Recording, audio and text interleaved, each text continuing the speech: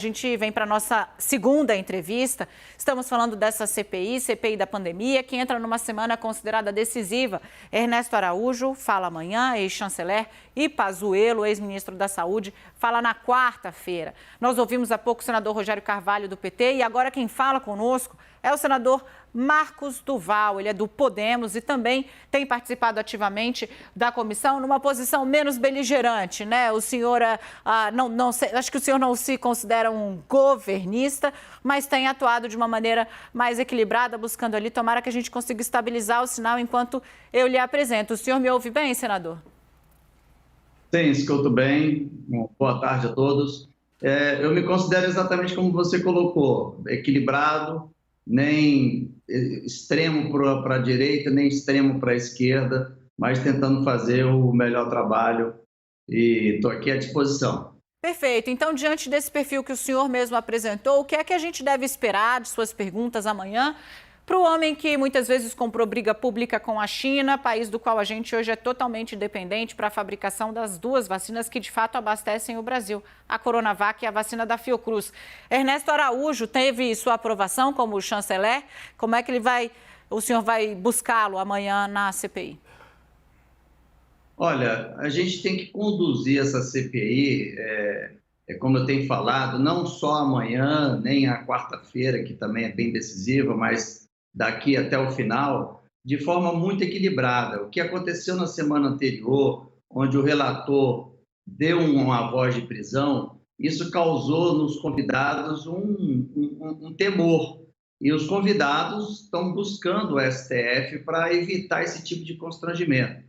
Então, eu tenho a sensação que amanhã o ex-chanceler vai falar menos do que poderia ter, do que estava proposto a falar. Ele vai ficar mais cometido em falar. O general Pazuello, na quarta-feira, tem certeza que vai seguir no mesmo caminho. Então, essa radicalidade, esse passional que o nosso relator está se mostrando, um relator muito passional, a gente precisa trazer o equilíbrio, porque assim, uma coisa é você fazer uma oitiva numa sala fechada, de frente a um delegado, num local protegido, seguro. Outra coisa é numa CPI sendo exposto para o Brasil e para o mundo inteiro em tempo real. Então, a gente tem que saber dessas condições.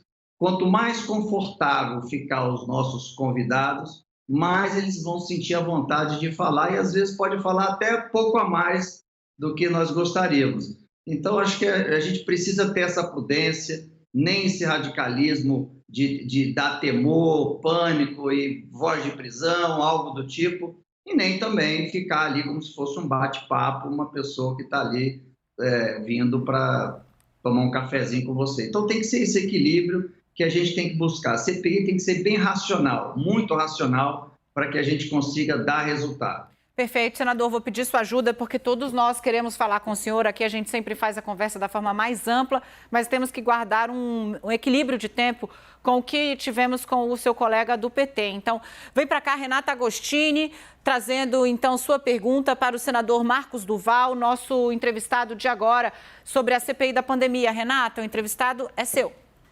Senador, boa tarde. A despeito dessa medida que o ex-ministro Pazuello tomou de ir ao STF, essa proteção que ele buscou, o senhor entende que ele precisaria, que seria adequado ouvir do ex-ministro, por exemplo, a explicação sobre por que houve tanta demora a responder o pedido da Pfizer? Esse foi um tema muito abordado na CPI na semana passada e há lacunas ainda no entendimento, me parece, não só da comissão, mas também da opinião pública. Afinal, por que o governo demorou meses para responder a uma empresa que nos oferecia vacina?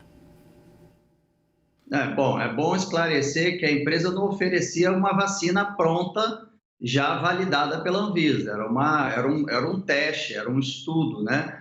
Isso no documento deixou claro. E a pandemia, como ela nunca aconteceu antes, tudo é novidade. Eu acredito que o governo também estava apostando em outras formas de resolver a questão da pandemia, com tratamento precoce, é um exemplo.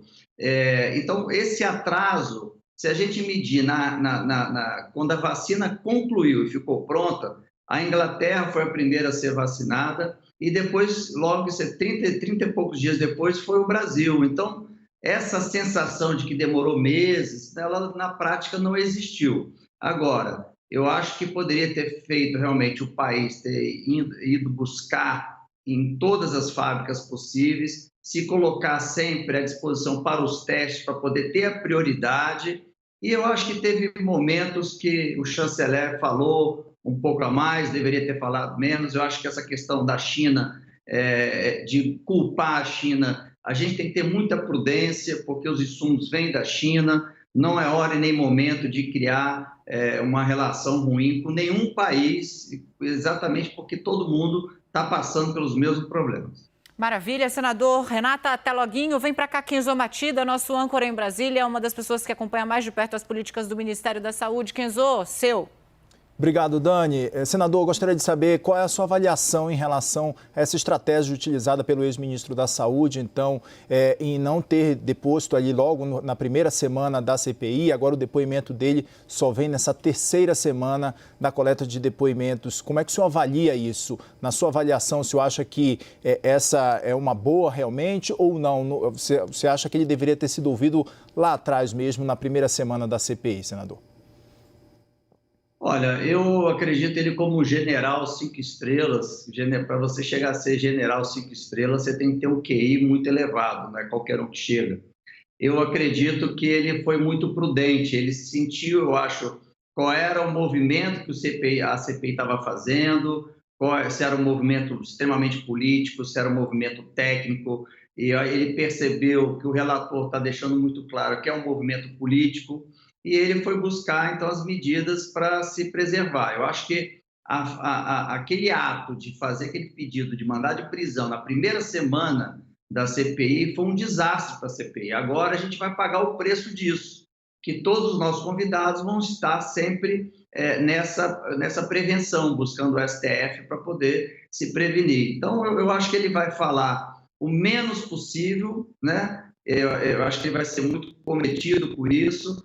É um general, é uma pessoa muito inteligente e vai, acho que, buscar muito assunto referente a Manaus, mas vai preservar o presidente da República. Eu acho que ele vai ele não vai ficar totalmente calado, porque eu não acredito que o general ficaria parado ali por horas sem se pronunciar, mas também não vai falar tanto como falou o Fábio e acabou tendo as consequências que teve. Então, amanhã estou chegando em Brasília, eu estou até propondo uma troca de cadeiras. Eu acho que o melhor cenário que seria para a CPI seria manter o Omar Aziz como presidente. Ele está muito bem, está muito equilibrado, equilibradíssimo.